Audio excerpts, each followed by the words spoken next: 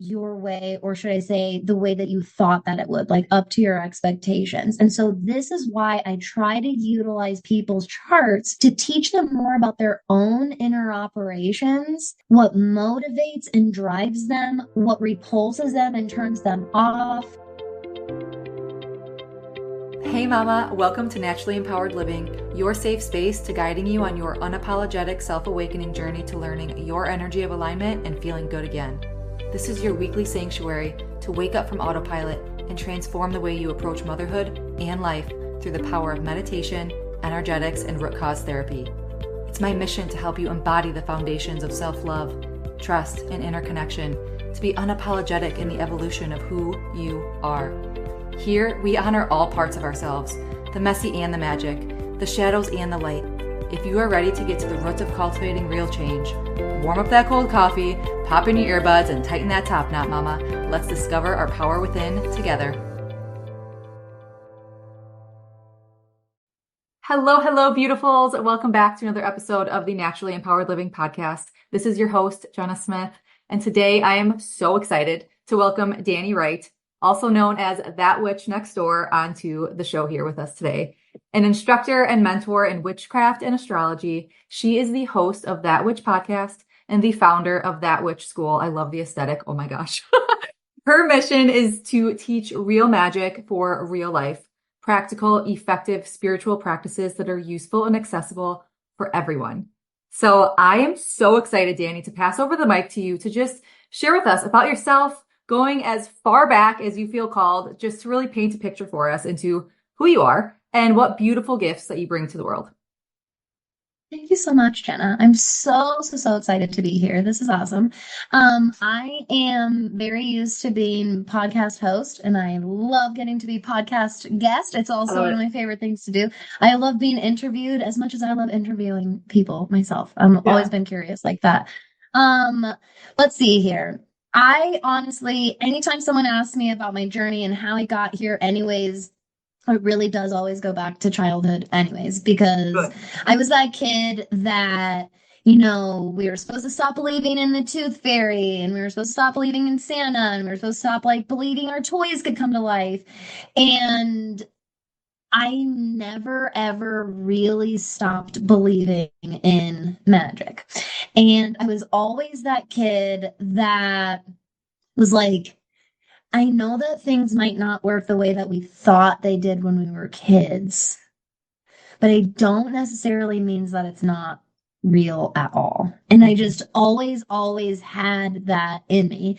And I've always been so fascinated by the paranormal, the occult, the mysticism of our universe. Different people's philosophies on time and birth and death and what happens after that, and really anything under that umbrella. And when I was in my mid-20s, my husband surprised me with a Valentine's Day gift early, and I have no memory of talking about my interest in witchcraft with anybody, because I thought it was this weird interest that I had. I remember meeting my first pagan in high school, and I thought that was the coolest thing ever, that this girl I went to school with and her family were pagan. I would ask her all these questions and I'd go home and do all this research, but I kept all of this stuff under wraps because it was weird girl stuff, and I didn't have the greatest community in high school in my younger years. And so I kept all these things to myself, and still somehow by my mid-20s, my husband ends up gifting me this surprise gift for Valentine's Day and gives me this huge box of beginner witchcraft tools. This huge box. And to this day, he won't tell me. I'm like, how did you know that? How did you know I was into all of that stuff? I don't remember telling anybody. And he's taking that to his grave. And he's just like, I know you. So I still have no idea how he knows that. But I never looked back after that. I had come into this lifestyle, believing that you had to be initiated or born into a family that taught you these different traditions and beliefs and practices. And as soon as, the universe through my husband gifted this to me, I just took that like as all the permission that I ever needed all along, anyways, to just like really ultimately claim a part of myself that had always been there. I've never been somebody that believed I like turned into a witch. Mhm. I very, very, very much believe I just finally claimed and embodied this part of myself that I had kept very dormant and very, very hidden for a long time. And after that, I couldn't have dove more headfirst in than I did. And I started my very first business with my friends. And we started an online metaphysical shop. And we did all kinds of different products and services. And over time, through, life and friendship and business, we ended up going our separate ways. And that whole experience taught me all of the parts that I loved the most about working with witchcraft and astrology in a professional sense. I was kind of moving away from wanting to just give readings to as many people as possible. And instead, I found myself wanting to teach people how to read the cards. And I wanted to teach people how to understand their birth chart. I was so excited about the astrology and I'm still this way. I'm totally that person that's like, you have to see what I'm seeing. I gotta be able to show you what I'm seeing Yeah. here. Um, I've always wanted to just give people that knowledge so that they don't feel like they have to rely on me or ultimately rely on anybody. And so I started that witch podcast and really went full force into that witch next door in 2021. And it's just like blown up from there and been this beautiful journey ever since then. And the podcast has this just incredible community of listeners that eventually gave birth to that witch school, which is like my pride and joy, like my baby. And I have this monthly membership community where I get to teach people tarot and teach people astrology and teach them how to work with their intuition and practice that and really use these tools to do to give themselves a better life and ultimately to like make the world a better place around them. That's a very, very core part of everything that I do. So yeah, I am just like anybody else where, I'm not like rolling it. I always tell people I'm like, I'm not this big like witch influencer. Like I have a second job, like I'm mom on the side. You know what I mean? Like I Yeah. have all I'm really that's where that witch next door has always come in. Like I really am just like this regular pal next door, but who wants to teach you how to listen to your spirit team and pick up on these lessons that the cosmos are clearly reflecting for us that we could really take advantage of and grow and evolve from. And that's what I get to do now Yeah. for my life for a living, and it's really, really amazing. Isn't it? Oh my gosh. There were like five different things that came in that I was like, oh, I want to, obviously not cut you off, but I'm like, oh, I want to talk about this. Oh, I want to talk about this. Oh, I want to talk about this. From that. Oh, one thing, it dawned on me. It like, I just read it this morning when you were saying like, I don't think that, I like came into this. I feel like it was always a part of me. This quote that I read today, I text myself it because I was in the middle of doing something else and I was listening, whatever. It's not that you're necessarily changing, but you're revealing parts of your true self. And it was just like, you could hear this in so many different modalities, different verbiages, but I'm just like, yeah, because I feel like so often we fear change or we fear the judgment or whatever it is, like, and people are going to think less of me or their opinions or whatever. And it's just like, it's not that you're changing once you have that. And I feel like you could relate to that, like that connection to whatever you want to call it, your higher self, your soul self, your true self, it's just, it's so eye-opening to like, okay, this is what it is. Or, yeah, that was just so beautiful. And your husband, and like, you guys are obviously telepathic. Yeah. Granted, if there was a clue that he got or whatever, I swear my husband and I, like that being on the same wavelength, it's just like we're telepathic in those areas of just like, yep, you just read my mind, you know? Exactly. Oh yeah, 100%. Totally agree. I love it. And just diving into like the energy world, because that's something that I really, between the energetics and I'm getting into like releasing emotional blockages and like within your trauma and like stuck energies and stuff. But like everything comes back to that, like the energies of the universe. And it's just so, Yes. so beautiful. So true. I could not agree more. Absolutely. Oh, thank you so much for sharing all that. So we already talked about, having you back on the show, because just talking before recording, I'm like, there's so much here. I feel like we could talk for hours.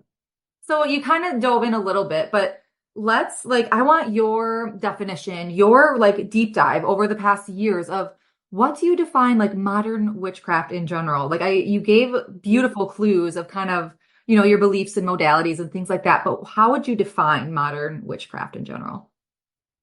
So I really, really love this question because there's so much we take from and are so incredibly inspired by from the past. There's so many ancient practices that have given way or been traditions that are carried on, adapted, evolve over time. There's so many roots in the past when it comes to witchcraft. And our world right now looks so incredibly different than it looked during the times that we were taking some of these practices from, or where they began, or where they're being passed down from. And that's really important to take into consideration for lots of different reasons. Um, I first and foremost define witchcraft in general as a lifestyle that can be layered in or on top of any other belief system. And I could not mean this more. If I haven't met them personally, I've read about or seen them interacting, witches from like literally every single religion, belief system, group of people, demographic, people that full blown call themselves witches and practice witchcraft, or people that maybe they don't necessarily call it witchcraft or call themselves witches, but I'm like, they're doing the exact same thing that a witch would do, basically. Exactly. Yeah. So, this is why, to me, it really truly is a lifestyle at heart. It does not require a certain type of belief system in order to practice this lifestyle and effectively and like really access its potential. There are Christian and Catholic and Jewish and Muslim witches, and there are full-blown non-denominational atheist witches. Like there's, to me, what witchcraft is at its very, very heart is the ritualization of energy work. So it really is like physically putting into practice your belief system, your spirituality, and even if that is, especially like if you're more in the non-denominational or even like very non-spiritual sections, it's the ritualization of how you think our universe works. And that's why it can be so custom. And that's why, like, everyone can claim it and put gates around it all day long, but it's too big for that. It's too big for that. As much as people want to do that, and there are people that gatekeep the crap out of all of this, but witchcraft is like way, way, way too big for that. So that's, I mean, ultimately, I really do believe that it is the ritualization of how you believe the universe works. And a ritual is just a physical representation of that. It's taking physical tools or writing words down or speaking words. It's bringing a concept, right? Like your idea of something, and bringing it into the earth space and actually working with it and expressing it and embodying it and doing something with it. As you can tell with how general that is, obviously there are so many things you could do with that, which is where different reputations or rumors or stigmas come around witchcraft, because people, just like any other practice and group of people throughout time and space, there are people who have like abused this practice or used it to harm people or used it in more likely really, really irresponsible or unethical ways. And we also see that in every single other belief system, every other culture out there, every single sector out there has their shadows, if you will. And witchcraft is not immune to that either. But it's also not automatically this evil practice either. There's a lot of people in the spiritual space, especially people that like will call themselves mystics or intuitives. I'm a healer, I'm a reader, I'm an energy worker, that have fear around the word witch and witchcraft. And that is the witch wound, and it's very, very, very real. And it's something that it's very, very present today. But one of my favorite things about how popular and widespread modern witchcraft is becoming is we are actively redefining that and showing like that there really is nothing to fear in witchcraft inherently.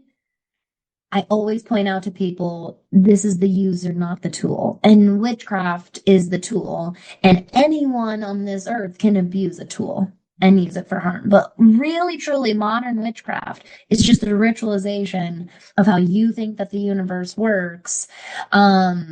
And you get to play with that and run with that as much or as little as feels right for you. Have you read The Witch Wound? I'm assuming you have that book. No, I've just discussed it. Yeah, I've discussed it at great length with many different colleagues. I have an episode I did about it on the podcast, and I've seen it at play physically so much. It's come up in like almost every single past life regression that I've done. Most of my clients and students that have had some sort of past life regression, there is some connection to the witch wound. But no, I haven't actually read the book, which is really funny. Yeah, well, because I was going to ask you, and then you said it, and I was like, she had to have read it. But no, I mean, I'm sure that that's a well-known term. But I'm almost done with listening to it, actually. Whenever I'm driving, I'm like, that's my audio book of choice right now. But it's so fascinating because, and you kind of touched on this too. You might be able to, if you agree, disagree, but the core principles or the core values, you could call it whatever name you want. Like the different terminology, the different modality, the different names that you want to put on it that make you comfortable with what your beliefs are, with what, whatever that might be. The more that I'm diving into, because I'm obsessed with learning. I'm obsessed with learning so much, like not just what I believe in, like I'm obsessed with everyone else's opinion because I want to know, like, and that's Scorpio in me. Like, are you a Scorpio too? I feel like. Yeah, I am. Yep. Okay. So, but yeah, like that's just like, I want the depths, I want the foundation. And then, yeah. So I just feel that there's so many parallels with so much out there that the core value, mission, bringing it back to the beginning of, the universe, the beginning of time, again, whatever you believe in. I just feel like there's so many similarities down to the core. And oh, yes. It just comes down to like, because what you said this too with, it's not the tool, it's the user. Like it's that person that has to do their work, or it's that person that is choosing to do the harm.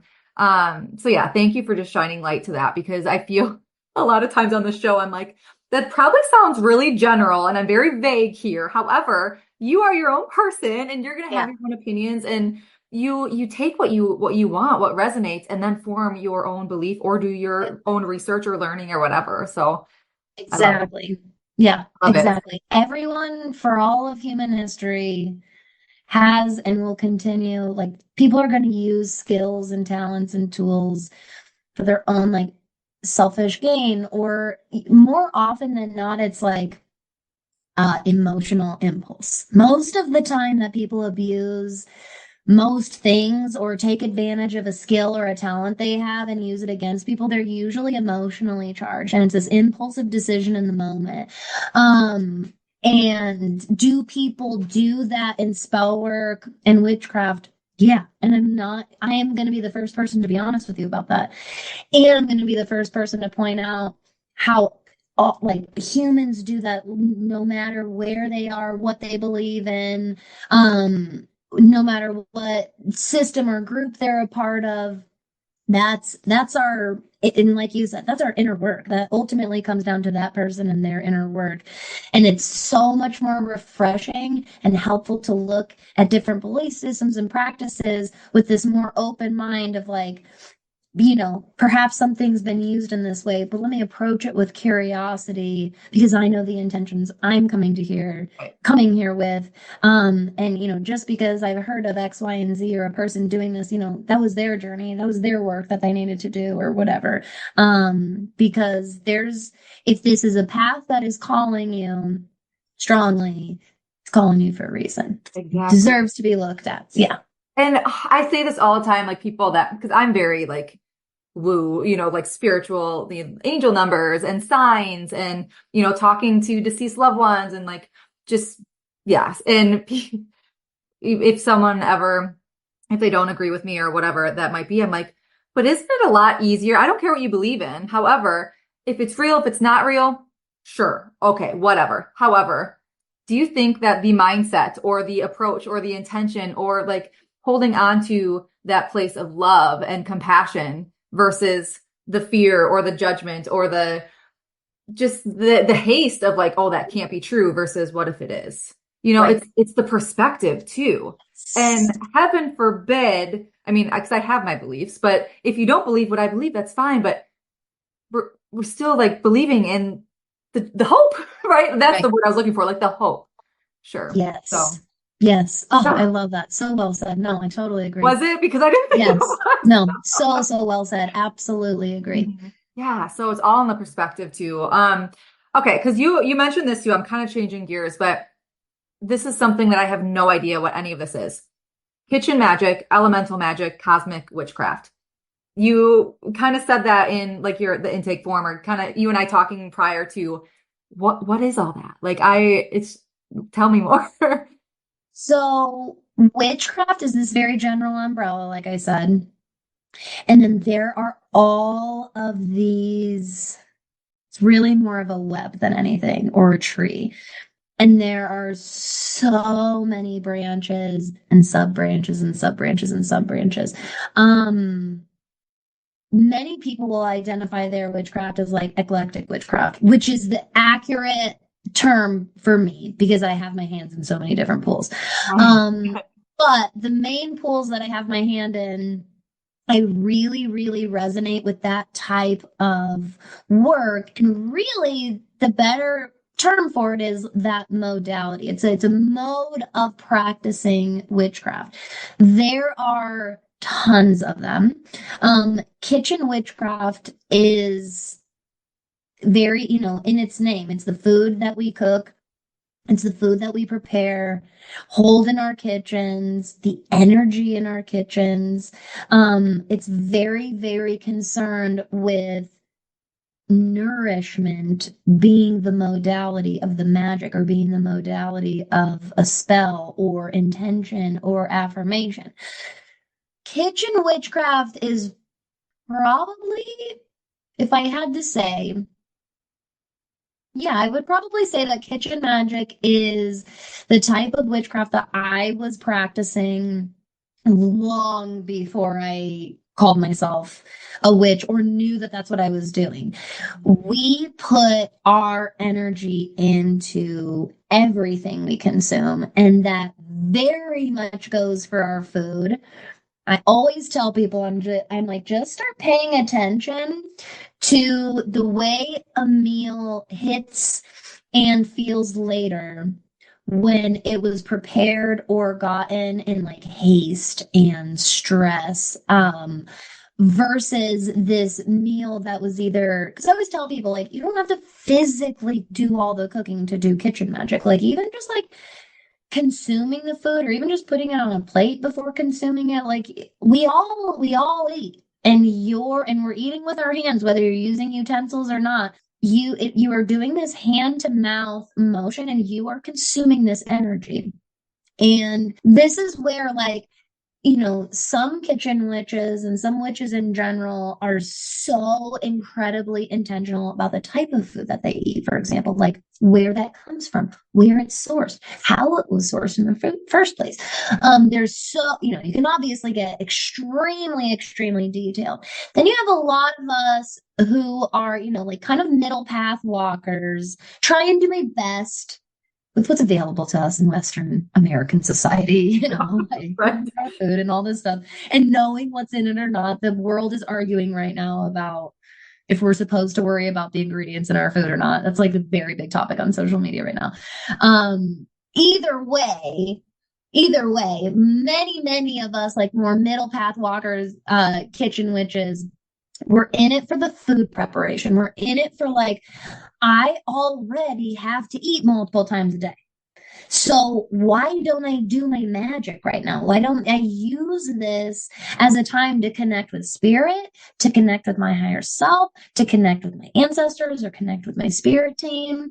When I am real, like a great, extremely common example for me personally, when I am having a terrible morning, like, those bad mom mornings, like everything's going wrong and you woke up late and the breakfast isn't working and you gave them breakfast that they asked for and then they don't want that breakfast, or they say it tastes different today, so you have to make a whole new breakfast and you're trying to get the school project out the door. Yeah, exactly. If you have to get to work too, yes, I have to eat no matter what.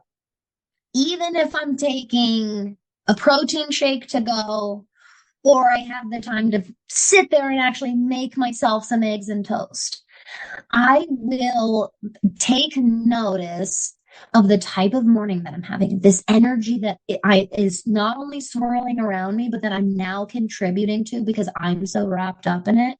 And I will use my food consumption in that moment to reset my energy, to connect, to pray, to meditate, to ground and cleanse my energy and ask for help. That's probably one of the biggest things I teach people is ask for help. You have a spirit team, you have a higher self, ask for help. When you're having that kind of a morning, say, I need help. Please help me be a better, more patient mom right now. Please help me have more patience when I get on the road, because that will create a safer journey for all of us.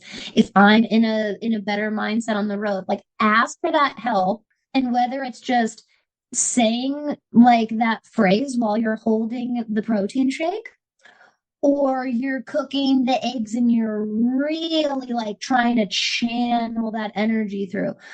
Both of those are effective because when you consume the food that you just, utilize to connect with spirit, again, the food was the ritual, is the ritualization of that connection.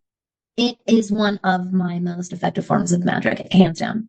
Absolutely, hands down. Food is incredibly grounding because we are human beings and we need it to survive. Food comes from the earth.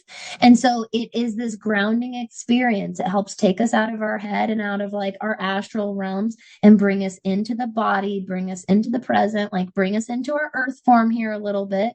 And so I've used kitchen magic. That's probably my most common way, but I've used it to do like love and connection and romance spells with my husband. I have done like family healing and like bonding spells with my family and done it that way. Especially for like big group holiday dinners. That's a good one. Like if I'm hosting and doing, or even if I'm not hosting, if it's a dish that I'm bringing to contribute, like, and I know that there's maybe some family tension during some of those holiday gatherings, I will really make that dish like, when the consumer eats this, like they'll have more patience and they'll reach for love first, like things like that. So ultimately, that's really what kitchen magic is. It's utilizing any type of food or any type of preparation of food to ritualize that intention or ritualize that connection to spirit. Now, elemental magic is even more zoomed out than that, like way, way more zoomed out than that, because the elements are in everything. Every object, every event, every being on this earth is connected to the four elements in some way, shape, or form.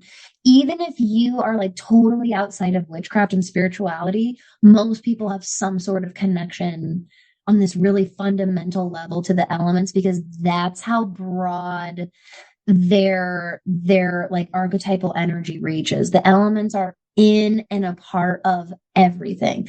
So I list it as the type of magic that I do because I find that it is something I am constantly referring back to.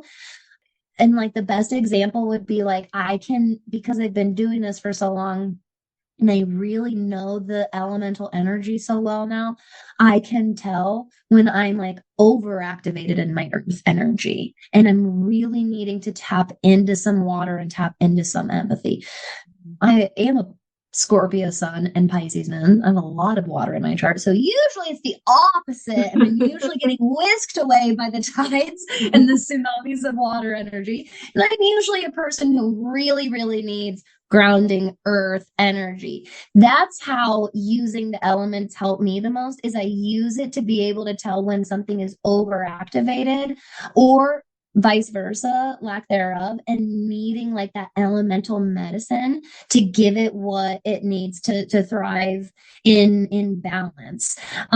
So elements are in absolutely everything to me, whether it's, you know, dressing in all black to like really ground and like really activate my root chakra and like really keep my feet on the ground, or really needing to tap into courage and like really needing some fire energy today. And so I'm pulling out the red bra today because I need, you know what I mean? Like Yeah. I need that little boost in my step today. That's really how I use elemental magic. And I it's love something it. I find that most people are so connected to before they even start learning about any of this stuff, which is why I like bringing it up. And then cosmic magic is like my specialty, because astrology just became my second language. Astrology and I get each other, and all cosmic magic is it's utilizing celestial energy or information as a modality for your witchcraft. So I work with the planetary bodies as deities a lot, every day, every single day. So witches that follow certain like Greek gods and goddesses, for example, I work with some myself, but I work with the planets in the exact same way. And I really treat them as these deities that are giving us information that ultimately can help us. I am not a person that believes that the planets control us or tell us what to do at all. I don't believe that that's what astrology is.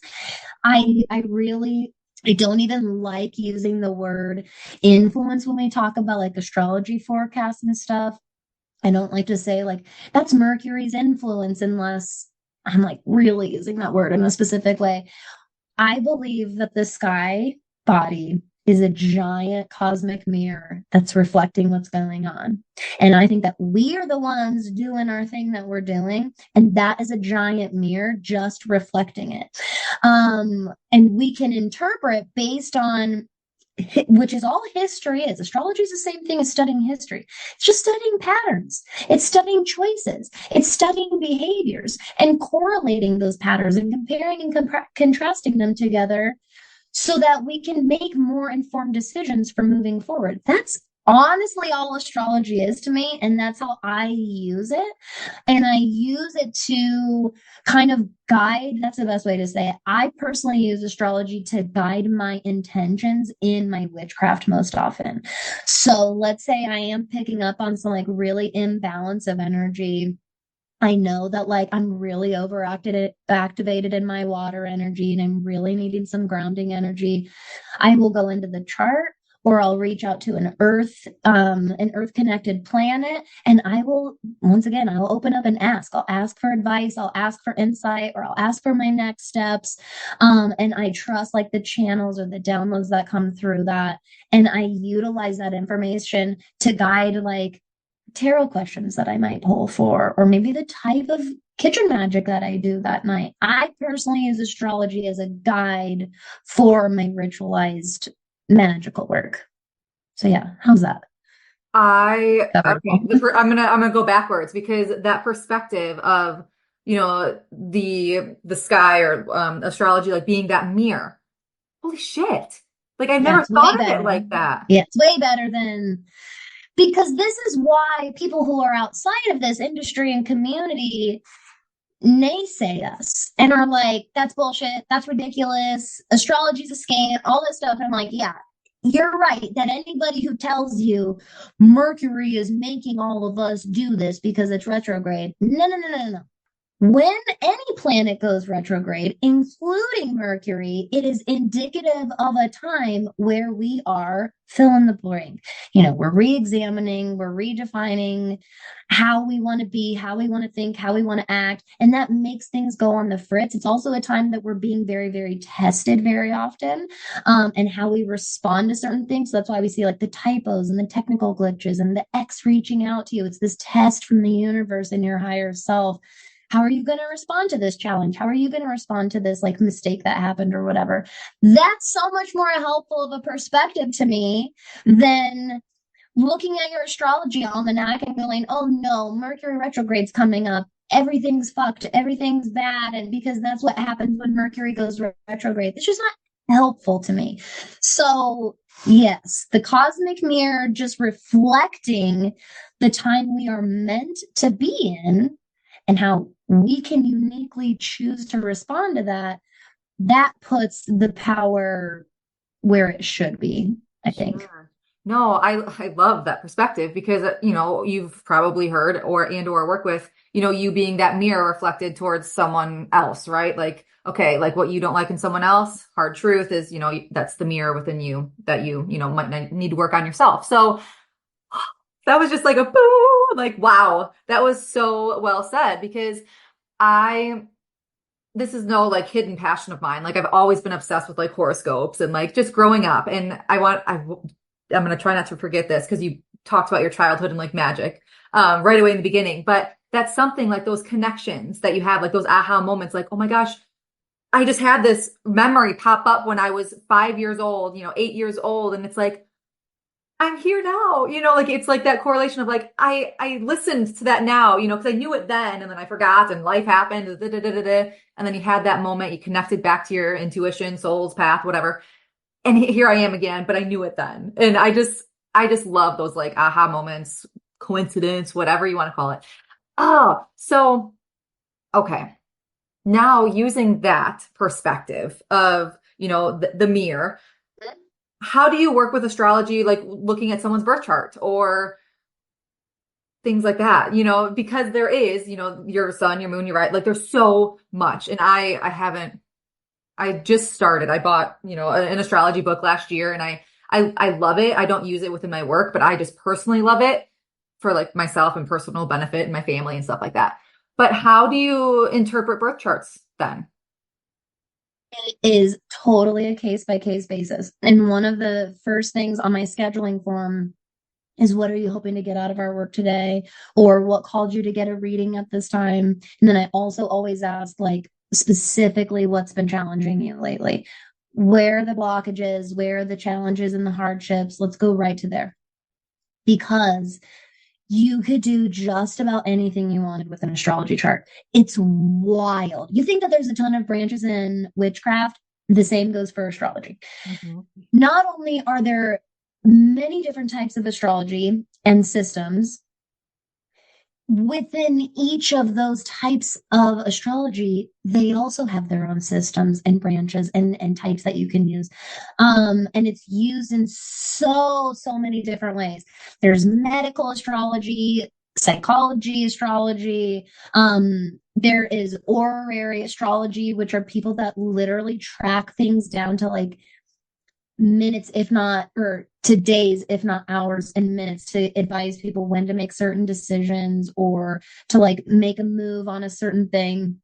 I personally use astrology for personal development. So I like to help people look at their chart and see what they're being challenged with and where they're like fighting against themselves, and they could really be fighting with themselves and like harnessing their strengths and learning from their lessons, because the chart will show you what you chose to have a hard time with in this life. So I'm sure that there are lots of different theories. There are many, many astrologers, modern and ancient, that believe that we choose our birth charts every single lifetime, and that we choose the exact moment that we're born. And that time of birth that we ask for, that you have to plug into the website, that's why that's so important. And that's a lot of like the theorized spiritual significance of it, is that we chose that minute for a very specific reason. Depending on the type of astrology that you use, the time you were born determines your ascendant or your rising. And not only is that really important, that charts out all of your astrological houses. And that changes things. That really matters. There are 1 to 2 minute differences of a birth time that can make a really, really, really big difference. So there's this big deal in the birth time. I believe that we chose these challenges, these lessons, for a reason, because I look at the astrology chart and I look at my concept and beliefs around like regeneration, reincarnation, past life regression, and I personally believe that your birth chart in this one life is like a speck on this massive soul timeline that you have. If anybody works with or knows anything about the Akashic records, it's like there's a birth chart for every single one of those books in your records hall. So you see, so quickly, like one birth chart is like this speck in our soul timeline. But if you look into one birth chart, it's massive. It's almost endless what you can get from it and how you can use it. Which is, that's what matters. There are so many different types of approaches to astrology. A lot of astrologers use birth charts and astrology forecasts to really tell people like what they should do or what they shouldn't do. And I'll be honest, there are a lot of really, really, really good astrologers that are not terrible at that. Like they're so good at it that the advice that they give is usually pretty sound. But outside of astrology and just what I understand about humans, you can tell people what to do all day long, and that doesn't mean that that's what they're going to do. And so sometimes that's not the helpful information for them.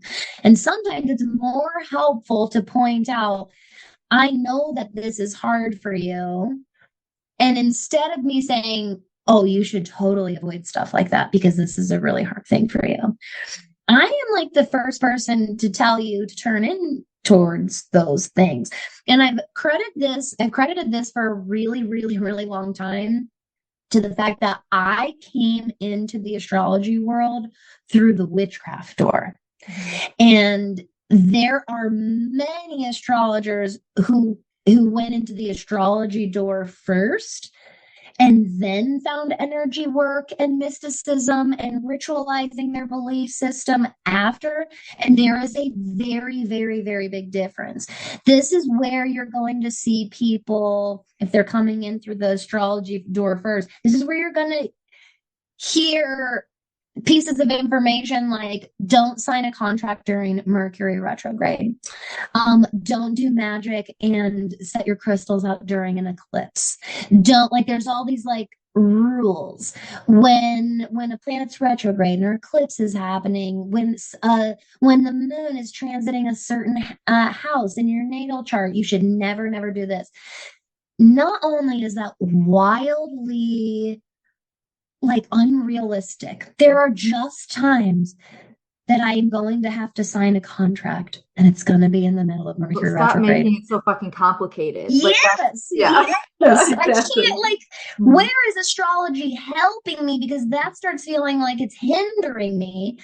And so because I came in through the witchcraft door, The first time I heard somebody say, don't put their crystals out during an eclipse because the energy is chaotic and unpredictable, I laughed out loud because I was like, that's what all energy is. That's what energy is. All of it, all of it. And none of us are God, and none of us can be. None of Yeah. us can like literally make everything do exactly what we want to do. And so, and then there's an entire, we talked about cosmic witchcraft and elemental and kitchen magic. There's an entire branch of witchcraft called chaos magic and Oh chaos my. witchcraft. And it's the literal practice of working with unpredictable, chaotic events or the energy that spurs or comes from events like that happening. These are people that really work in like storms. They're really cool. There's like storm witches that like wait for these like wild windstorms or like wild snowstorms or thunderstorms. Because every single storm, no matter how much the weather people want to like predict it, for example, you don't really know how a storm's going to behave. This is chaotic. This is chaos energy. It exists around us all the time. We're on a tiny rock hurtling through space right now. And I think that that feels scary to admit that like chaos technically is around us all the time, all the time. And that routine and knowing what's coming next feels more familiar, it feels safer, it feels more comfortable. So I think this is where, for a long, long, long time, astrology, because it's this pattern tracking practice, well, let's use those patterns to make the next right decision. But the truth is like we don't really ever know what's on the other side of any decision, no matter how much we prepare for it, no matter how many times it's happened before. There's always the element of surprise. There's always the element of things not going like your way, or should I say, the way that you thought that it would, like up to your expectations. And so this is why I try to utilize people's charts to teach them more about their own inner operations, what motivates and drives them, what repulses them and turns them off, these things that they're really, really comfortable with, the things that freak them out. Like, how can we utilize this information to approach the challenges and the hardships and the blockages? How can we use that to, most people come to a reading looking for something, Right. some kind of answer or direction to head in. And that's why for me, I really, really believe in using the chart to like, I would say it's like the Wizard of Oz. Like, I want you to feel like the chart like opens the curtain for you finally, and you can just see what it is on the inside. And it's not really that scary and this big of a deal. Just like the Wizard of Oz is just like a dude in there with the Yeah. buttons. Pulleys, yes. And that's what you are, and that's what we all are. And I want you to allow the answer to get uncovered for you. I want that insight you've been seeking. I want you to allow it to get uncovered for you, because I don't think there's ever been a single case that's ever come across my lap where I had that answer and the other person didn't. It's more that that person wasn't allowing themselves to see it or allowing themselves to accept it. And I really, really try to use astrology to help people like uncover and come out of those blockages and find their own direction, and really just like we talked about at the very beginning, embrace who you've always been this entire time and just kind of unapologetically walk with those traits about yourself, the good and the bad and everything in between. Oh, amen. I mean, oh, like we really jive in that respect in helping, like being that guide, if you will, of like helping you on your self awakening, like stepping into who you are. I don't have the answers. You have the answers within you. However, like, yeah, okay, there's tools, there's practices, modalities, this, that, the other, but you are the one that, and there's so much fear, and there is so much fear along with so much, going back to that spider web, or that tree, like there's so much. And that's why sometimes too, it's like, well, I want the answer. I want the black and white answer. It's like, but there Yep. isn't one. Like there Yep. isn't one. Yep. Yeah. It's Exactly. so beautiful. Gosh. Okay. So we both work with like shadow work. I'm totally changing gears, but you totally sparked this within me. You work with shadow work. I feel like I've listened to an episode on your podcast with shadow work. So in different capacities, or probably again, going back to that core of being very similar with how we kind of help our clients through that. Talk to me about your views of shadow work, how you kind of, moving from that chart or in a different capacity, how you drive with that. Shadow work is so incredibly integral to everything that I do. And it's such a pillar for me, like personally. So it's one that I strongly uphold in my business and professional community. But it's also just one that I believe to like one of the deepest parts of my soul in general. I think that shadow work is what it is, regardless of what you call it. I think that we call it shadow work. I think that we call them shadows when that resonates with us. But even if you're not a witch, even if you are not even very spiritual or anything, shadow work exists in some form everywhere. So shadow work itself is very often credited to Carl Jung. And I firmly like there are so many of his methods and theories that he got from his research that I call back on all the time. And I am also, and I think he would agree with this, I'm also strongly of the belief that all of this was in existence long before his lifetime. Long, long, long before his lifetime. Shadow work is so incredibly pertinent to growth of any kind and evolution. Most people are driven or have some sort of purpose to grow and develop and expand and to evolve. Most people that aren't very motivated by that or don't see the value in that are the people that we kind of see like consumed by their shadows, quite honestly. And we see them like repeat lessons over and over and over again throughout their life and not learn from them. It would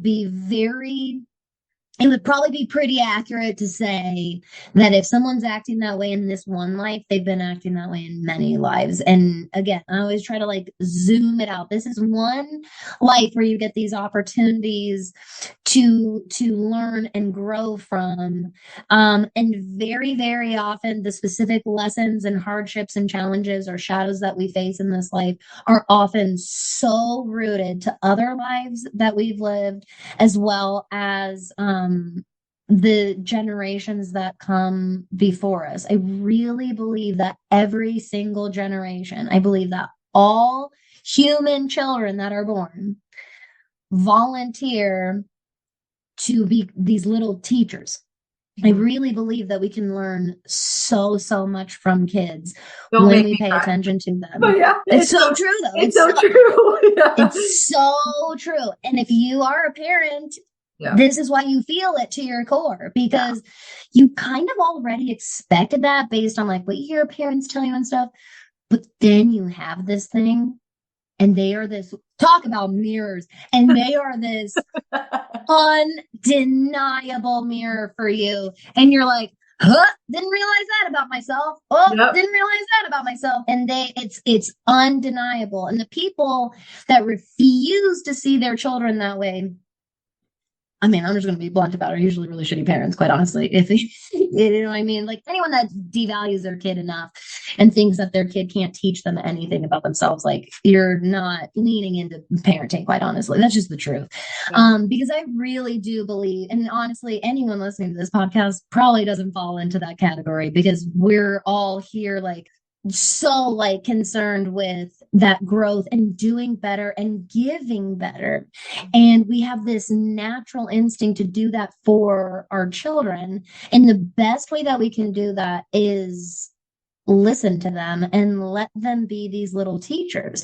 And I believe that as we get older and we move out of childhood and into adolescence and into adulthood, our role and our purpose on this earth changes.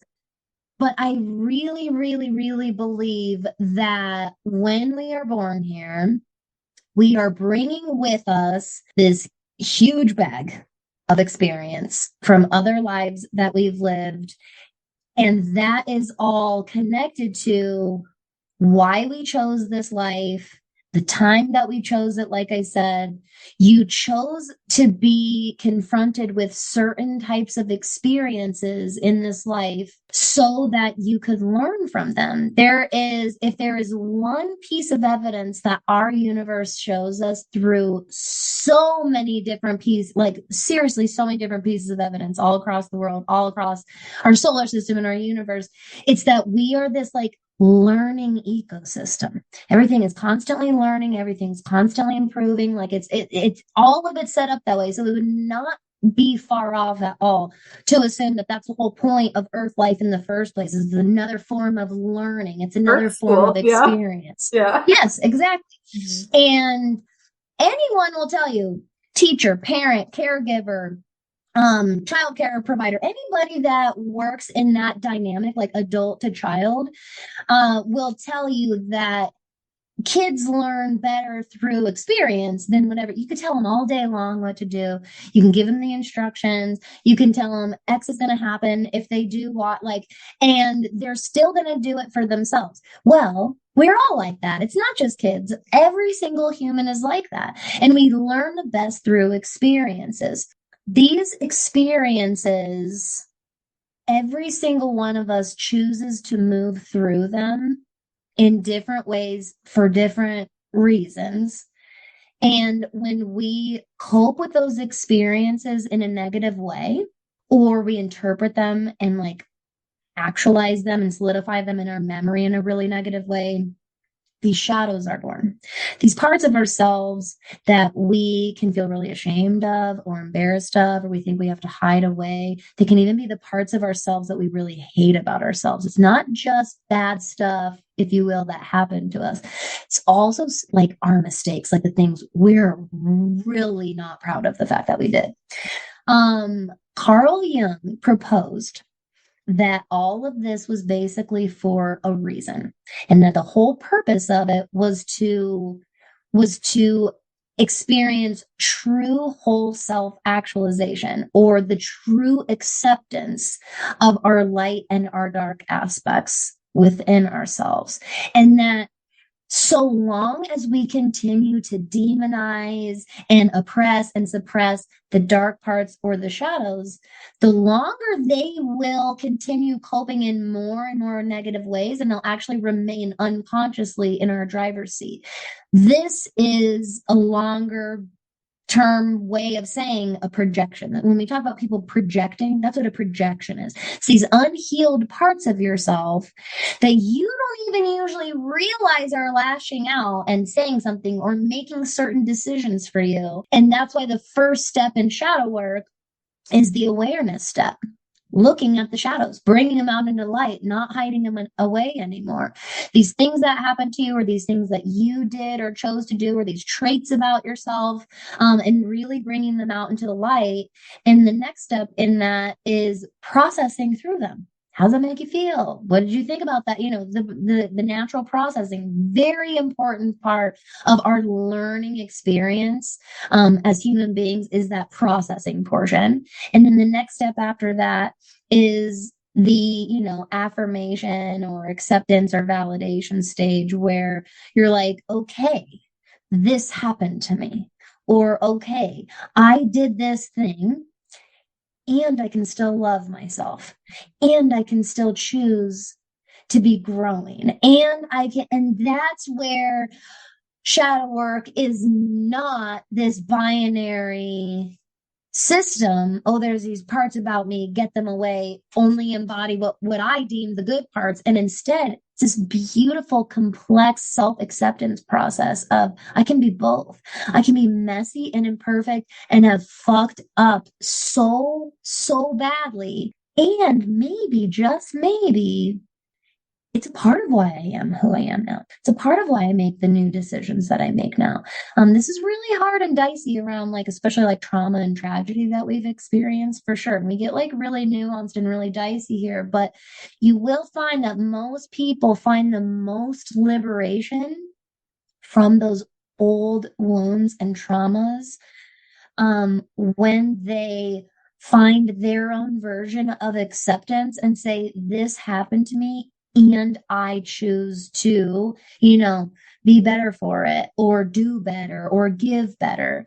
And that's why I personally make shadow work a pillar of all the work that I do, because I don't like working with people that don't do the inner work. I don't, because they either want you to do it for them or they are those lesson repeaters that are not willing to look at their contribution or what they do actually have control over.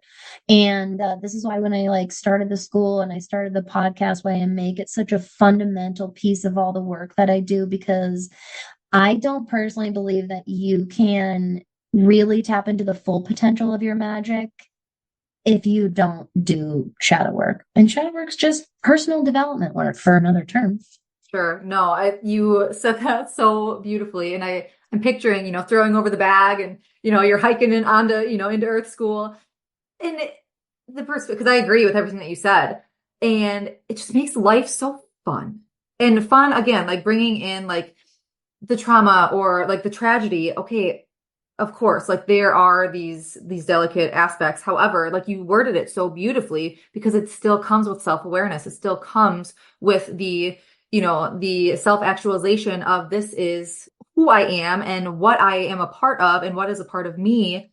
And it just makes it more fun. Like if shit hits the fan, you're like, okay, what's the lesson here? And okay, Yep. it's not like you're going to have hard days, or like I still get that tightness in my chest and I'm like, okay, Jenna, like I'm overwhelmed, I'm overstimulated. So it's like, it's not like it's going to be all rainbows and butterflies and unicorns, but it just, again, that perspective of seeing the bigger picture, being able to zoom out and, okay, like having that willingness of evolution and that willingness Yes. of stepping forward. Oh, I could talk all day about that.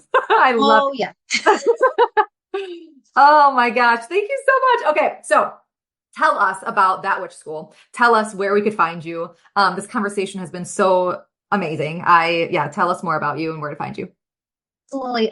This has been the best. Such a dream. You have me back anytime. I love it. That Witch School, you can go to thatwitchschool.com. We are a monthly membership. It's basically my improved version of Patreon, is what I wanted it to be. I wanted it to really have this multi-tier aspect where you can decide based on your budget and your time and your lifestyle what tier is right for you. But I really wanted to incorporate that community aspect. So probably our biggest selling point, or best perk, if you will, out of the school is getting to be around other people who get it, because that is something in the beginning of my journey that I needed really bad. And I would join these free Facebook groups and stuff. And it was quickly I'd be like, where am I? Yeah. And this does not Yeah. feel supportive, honestly. This just Yeah. feels like a lot of people, but it doesn't feel like I'm getting support really from any of these people. And so the beautiful part about our paid and private platform is that it's ran by a witch who has very good strong boundaries. We have very, very good people in our community and school who do the work, who do Yeah. care about the shadow work, who want to talk about the dream they had last night and what they think that means, because they've been really working on their mother wound, for example. And this is something I've been struggling with. And you can come to that witch school and post about that and talk about that, and no one's going to look at you like you have six heads. They're going to be like, oh my God, I totally get that. So that witch school is this incredible sacred place where, yes, you're surrounded by community and support, but you're also loaded on resources, lessons, workshops. The education is there to really grow and develop your practice. You can listen to that witch podcast on any and all platforms. That is my home. I love being behind the mic. But you can also find me bopping around on Instagram and TikTok and Facebook. I'm on YouTube. You can find me at That Witch Next Door, everywhere. But yeah, this has been such a nice conversation. It was great talking with you, Jenna. Yay, I love it. Okay, I have one more question. And this is something I ask all my guests Oh, I on the love it. show. I ask everyone this question. I love how open it is. So, what are some moments within your life? And I know that you already shared some. So, if you want to elaborate more or not, what are some moments within your life you knew, like you knew that you were like in your energy of alignment is what I call it, but like following your destined path, being your authentic self, knowing like this is where you're meant to be. I call it your energy of alignment. So like, what are those moments within your life? Like you just knew this is it. I love that. That's a really, really, really good question. There have been many, many moments throughout my life, just like everyone else, where you'll make a decision or something will happen that makes you go, am I like getting all this wrong? Like, oh my God, have I been wrong about everything this whole entire time? Oh my God, oh my God, oh my God. What if I've been wrong about this and I thought that I was doing the right thing? And what if I was wrong?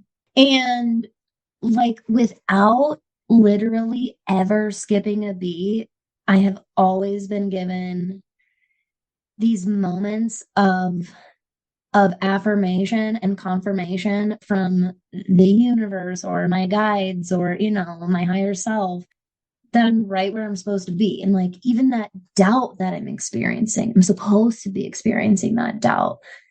And they come, these signs come in so many different forms, so many different forms.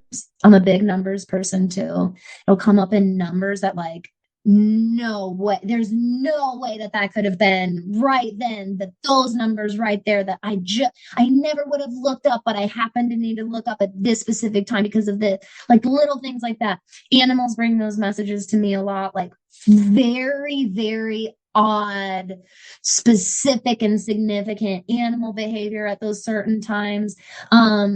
My daughter has definitely become like this little vessel of that too, where there are things that that kid will say that I'm like, how how could you have possibly had the wisdom in your little 6-year-old body and brain to know to use that combination of words specifically right now? Like, if you pay attention, you are given these signs and messages to either keep going or to just do your best or to stop and reset and like and look at things a little bit of a different way. And I'm so, so grateful that I've carried this belief in magic throughout my whole life in a very anti-magical world, by the way, that has really made an effort to try and make me not magic. It tries to make everybody not believe in magic.